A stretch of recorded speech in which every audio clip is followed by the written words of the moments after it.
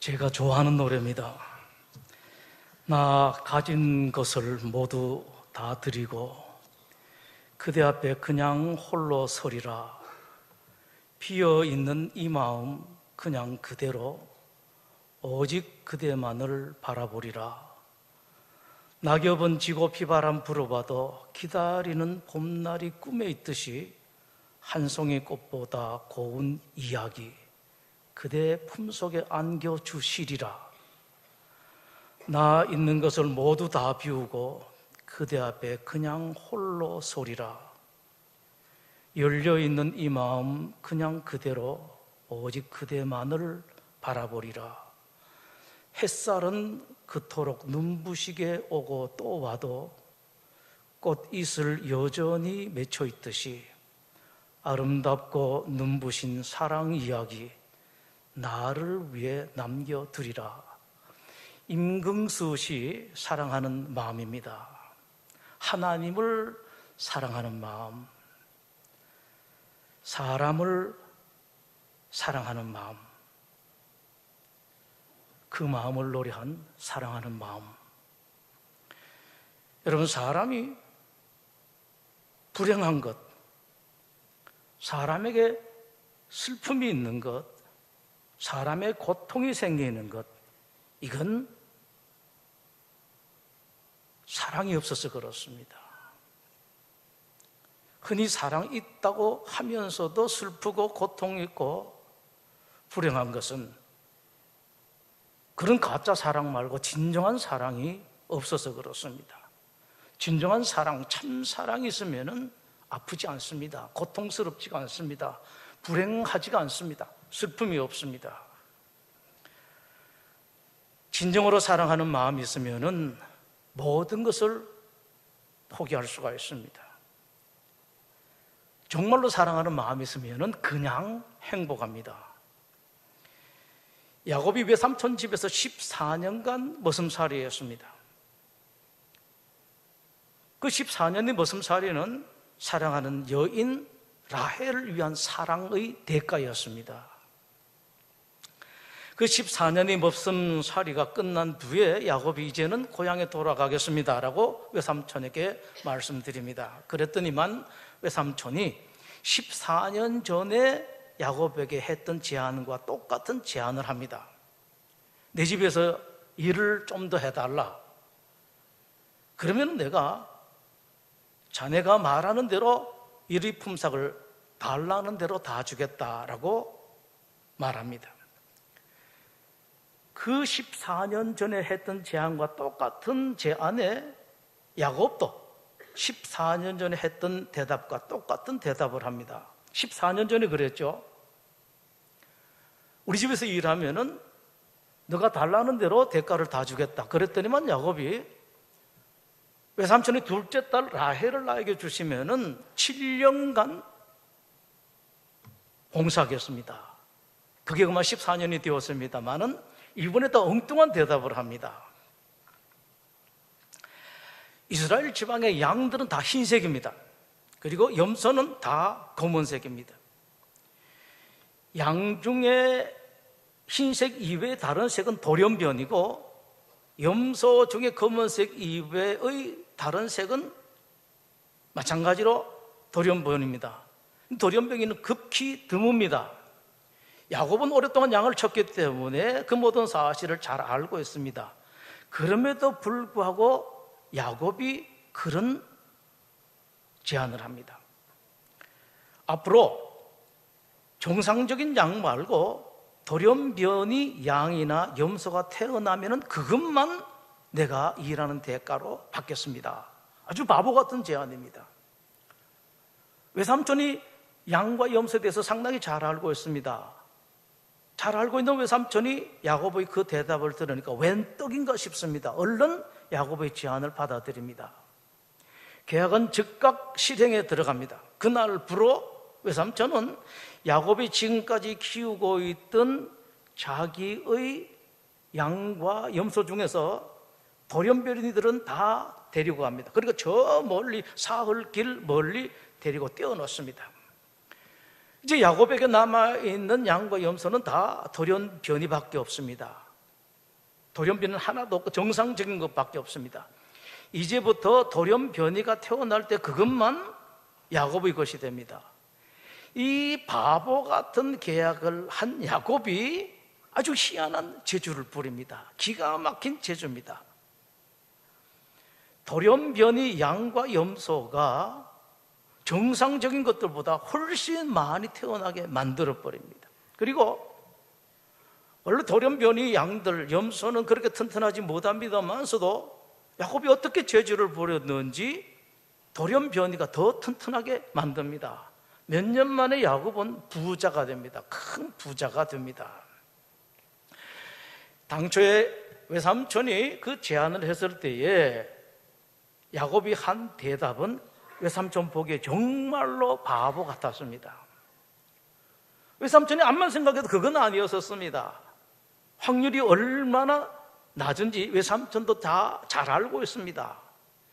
그렇게 하기만 하면은 자기는 이제 힘 안 들이고 재산을 늘려갈 수가 있고, 야곱은 아무리 힘써봐야 품삯으로 얻을 수 있는 것이 거의 없다는 사실이 확실했습니다. 한마디로 말한다면은 그렇게 하기만 하면은 야곱을 거의 공짜로 부려먹을 수 있다는 것이 너무도 분명했습니다. 근데 여러분, 세상이 내 생각하는 것과 같지가 않습니다. 세상의 일들이 내가 생각하는 틀 속에 있지만은 않습니다. 많은 사람들이 하는 착각이 이것입니다. 내가 아는 것이 전부 다 아는 것처럼 생각하는 것. 우리 그리스도인들이 빨리 여기서 벗어나야 됩니다. 이게 그리스도인들, 기독교의 겸손 중에 하나입니다. 내가 생각하는 것이 틀릴 수가 있다, 아닐 수가 있다.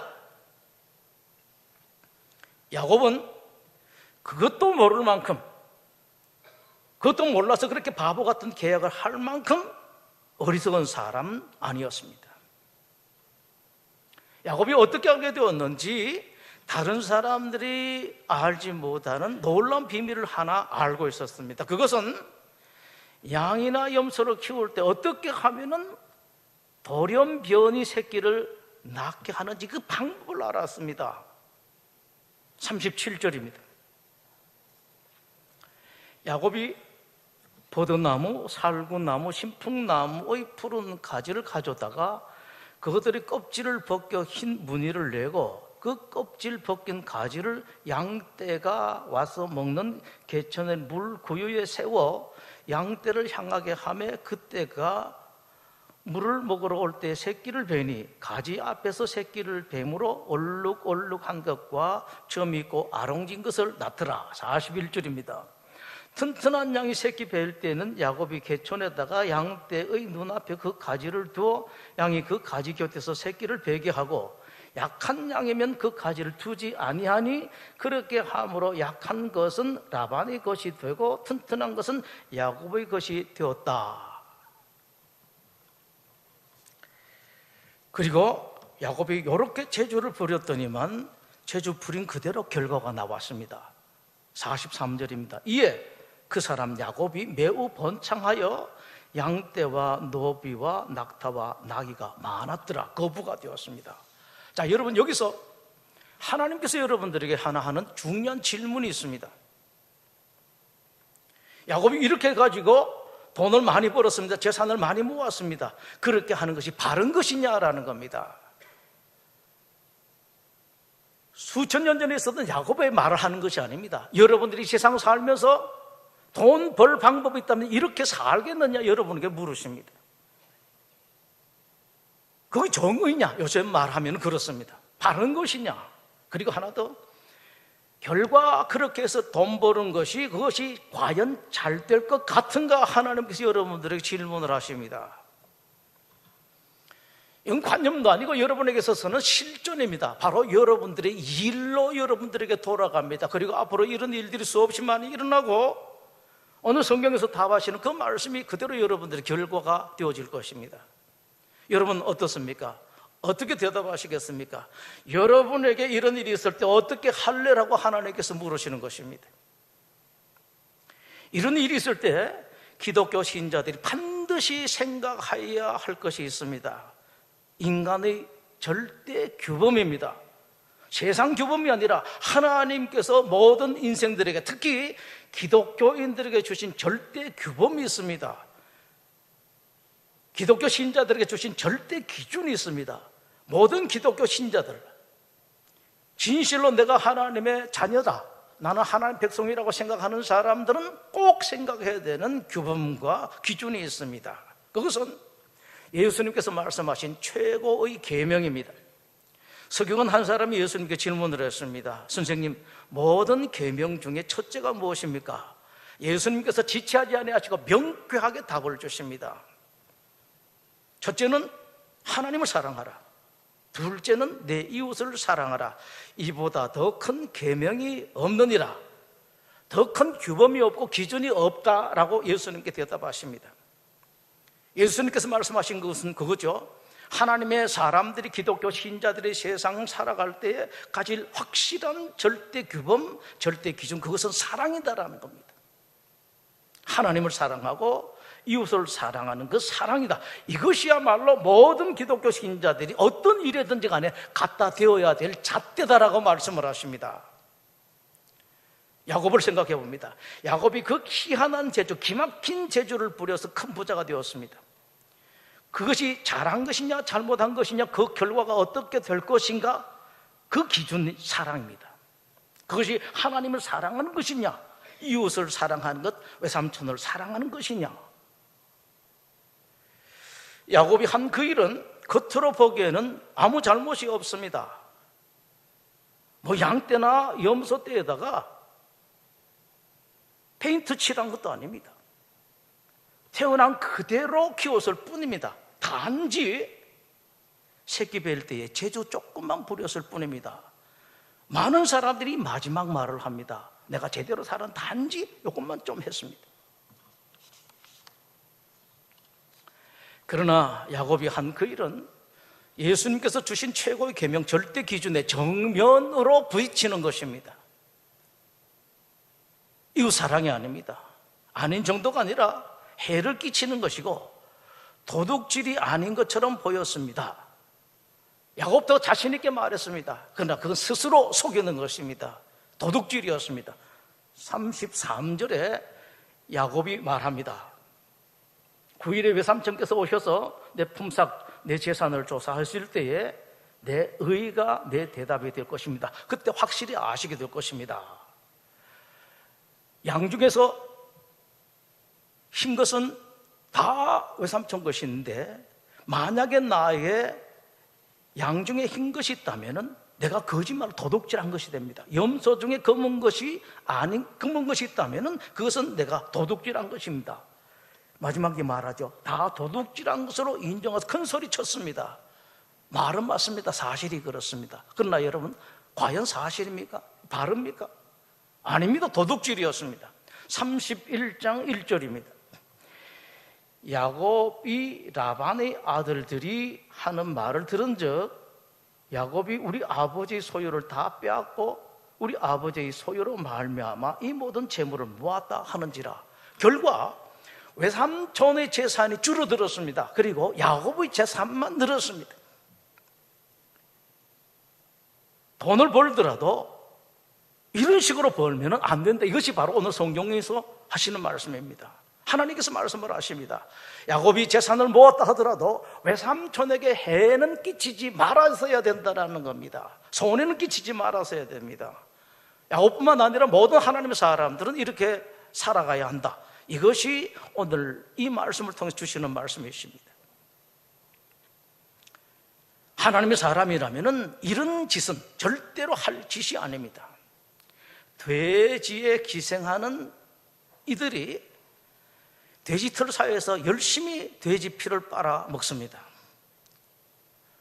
그 이들이 하도 열심히 돼지 피를 빨아 먹어서 돼지가 날로 말라갑니다. 그 돼지 피를 빨아먹던 이들이 위기감을 느끼게 됩니다. 이대로 계속 하다가는 돼지가 죽고 말겠다. 돼지가 죽고 나면 우리가 먹고 살 것이 없지 않느냐. 그래서 이들 중에 한 마리가 제안을 합니다. 다른 이들을 다 모아놓고, 야, 우리가 돼지 피를 막 빨아먹더라도 적당하게 빨아먹어야 되지 않을까? 돼지가 죽으면 우리가 먹고 살 것이 없지 않느냐? 돼지를 죽게는 하지 말자. 그랬더니만요, 모든 이들이 다 동의를 했습니다. 적당하게 빨아먹었더니만 돼지도 살고 이들도 살았습니다. 여러분, 피곤하시면은 입술이 부르트는 그런 일이 있죠. 물집이 생기는 일이 있죠. 이 헤르페스라는 바이러스인데, 이 헤르페스 바이러스는 그 역사가 아주 오래됩니다. 수천 년 되었습니다. 그때도 있었고 지금도 있습니다. 수많은 바이러스가 생겼습니다만은 많은 바이러스들이 생겼다가 없어지고 생겼다가 없어지고 하는데, 헤르페스는 그렇게 그 역사가 오래되었습니다.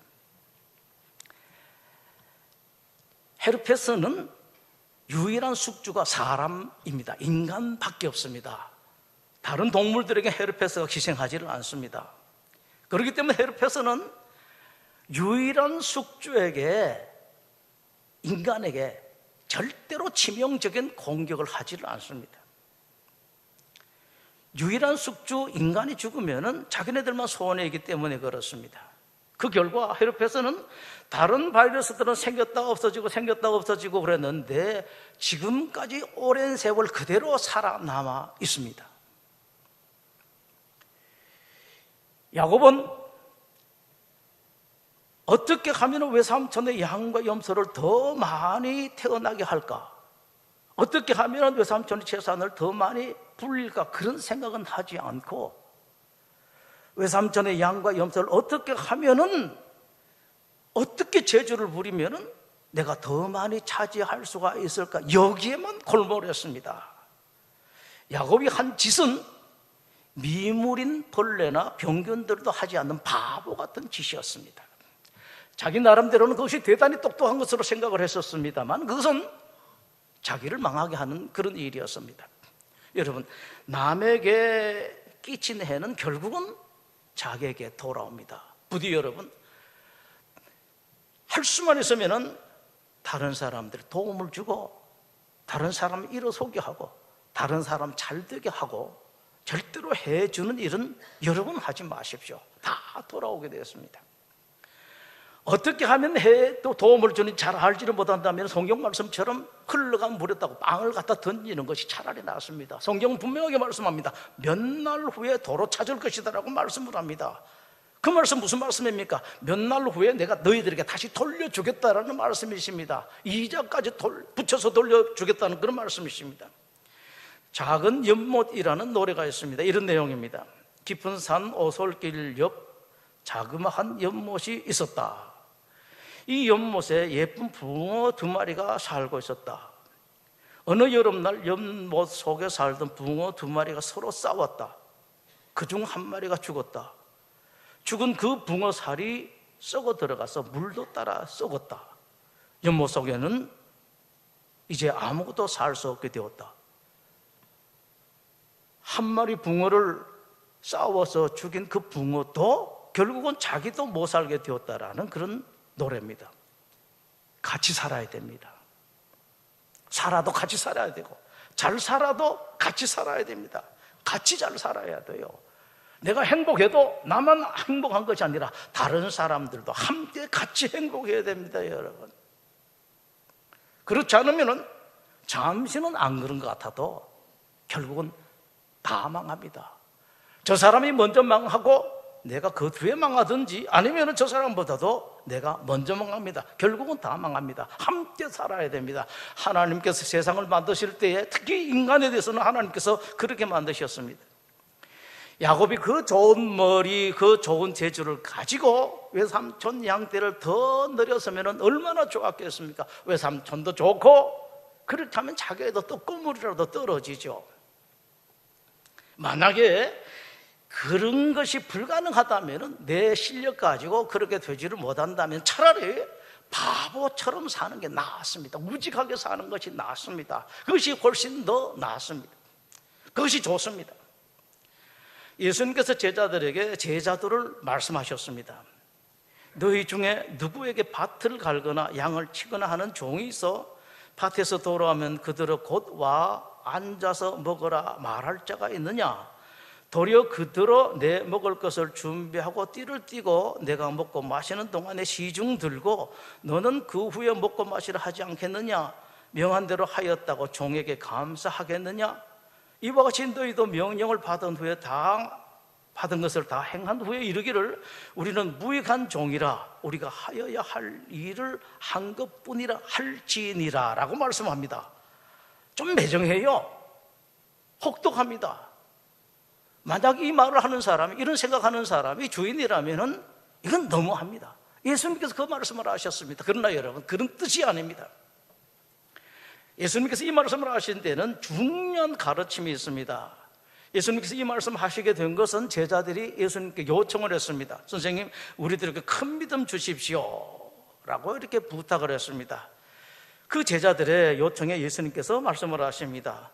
너희에게 겨자씨 한 알만한 믿음이 있었더라면 이 뽕나무들어 뿌리가 뽑혀 바다에 심기어라 하였을 것이요 그것이 너에게 순종하였을 것이다. 예수님께서 말씀하신 뜻이 이렇습니다.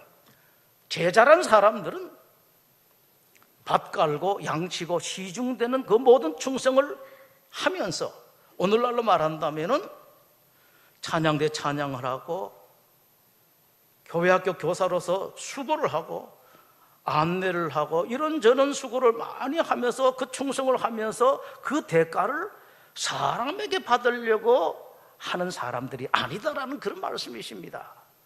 그 대가는 그럼 어떻게 하느냐? 하나님에게 받는다, 하나님께 주신다는 믿음을 가지라는 그런 말씀이십니다. 제자란 그렇게 사는 사람들이라. 이 세상에서 뭘 얻을 좀 하고 나는데 그 대가를 뭐 받으려고 하는 게 아니라 세상에서 무엇을 내가 받고 누리는 것이 아니라 하늘로부터 받으라는 그런 말씀이십니다.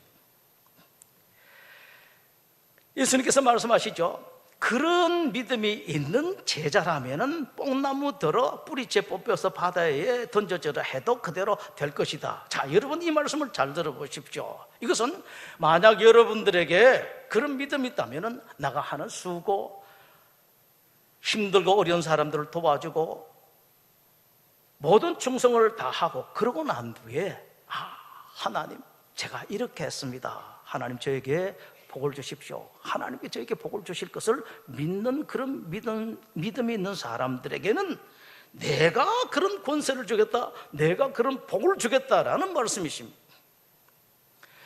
여러분, 진짜 복은 사람에게 받는 것 아닙니다. 세상에서 받는 것은 아닙니다. 여러분들이 이 세상에서 뭘 이루려고 잔재주 부리지 마십시오. 여러분, 내가 어떻게 해서 그 재주를 부려서 더 많이 모으려고 아등바등 살려고 하지 마십시오. 사람에게 잘 보이려고 하지 마십시오. 사람에게 무엇을 얻으려고 하지 마십시오. 이것이 오늘 말씀 그리고 예수님 말씀을 통해서 주시는 하나님의 가르침입니다. 세상과 씨름하지 마십시오. 옛날 어른들이 많이 그랬죠. 밤새 씨름을 했습니다. 죽으라고 했습니다.